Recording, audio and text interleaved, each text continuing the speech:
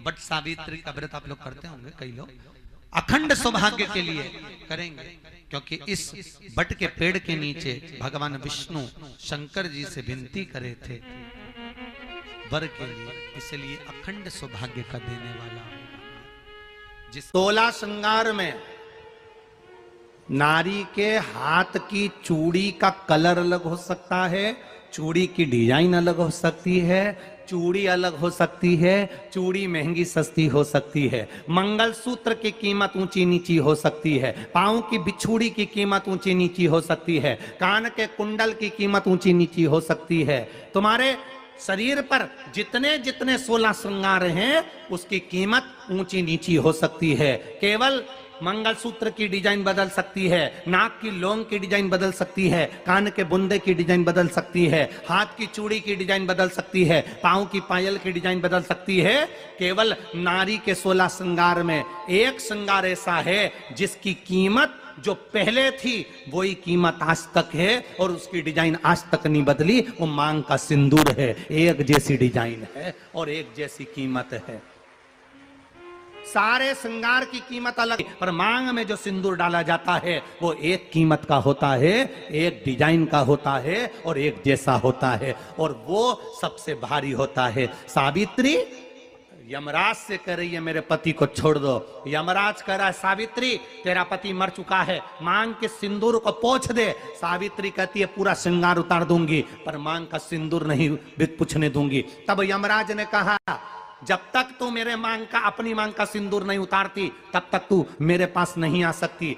भगवान यमराज से सावित्री ने कह दिया मैं भी तुझे वचन देती हूं यमराज, मेरी मांग में जब तक सिंदूर है, जैसे सीता ने लाइन लक्ष्मण जी ने लाइन खींच दी थी और सीता पार नहीं जा सकती थी, मैं भी तुझे वचन देती हूं जब तक नारी की मांग में सिंदूर है तब तक तू उसके पति को उसके सामने लेकर नहीं जा सकता। यह भी मैं तुझे कह देती हूं। यमराज भैंसे पर सवार होकर सत्यवान को लेकर जा रहा था, सावित्री से वचन पर वचन चल रहे थे। बड़ के पेड़ के नीचे छोड़कर आए। क्या चाहिए तुझको, क्या चाहिए तुझको, क्या दूं मैं तुझको, कुछ मांग ले मुझसे। सावित्री कहती है क्या दोगे आप, मेरे पति के प्राण दे दो बस वापिस, और कुछ नहीं चाहिए। यमराज यमलोक में प्रवेश करने लगा। मांग के सिंदूर में से थोड़ा सा सिंदूर सावित्री ने केवल हाथ में लेकर अपनी बिंदी पर जो लगाया, सत्यवान को लेकर यमराज अंदर नहीं जा पाया। बाहर खड़े होकर कहता है मांग ले, मैं तुझे एक वचन नहीं, तू बोले तो मैं 2 वचन दे देता हूं, तू बोले तो मैं 3 वचन दे देता हूं, तू मांग क्या चाहिए। तब सावित्री ने कहा देना चाहते हो, हाँ। अब यमराज को लगा कि लालच में पड़ गई सावित्री। तब कहा पहला वचन दीजिए, मेरे अंधे सास ससुर के नेत्र वापिस आ जाएं। यमराज ने कहा तथास्तु। दूसरा वचन दीजिए, मेरे सास ससुर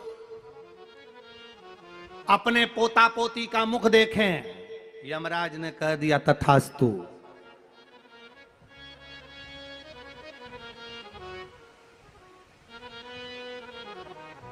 जाओ। यमराज जाने लगे, फिर आग जलने लगी। कहने लगे अब मैं अंदर क्यों नहीं जा पा रहा हूं। सावित्री कहती है तुमने वर दिया है मेरे सास ससुर पोता पोती का मुख देखें, उनके बेटे को तुम ले जाओगे तो पोता पोती कहां से होगा, छोड़कर जाओ।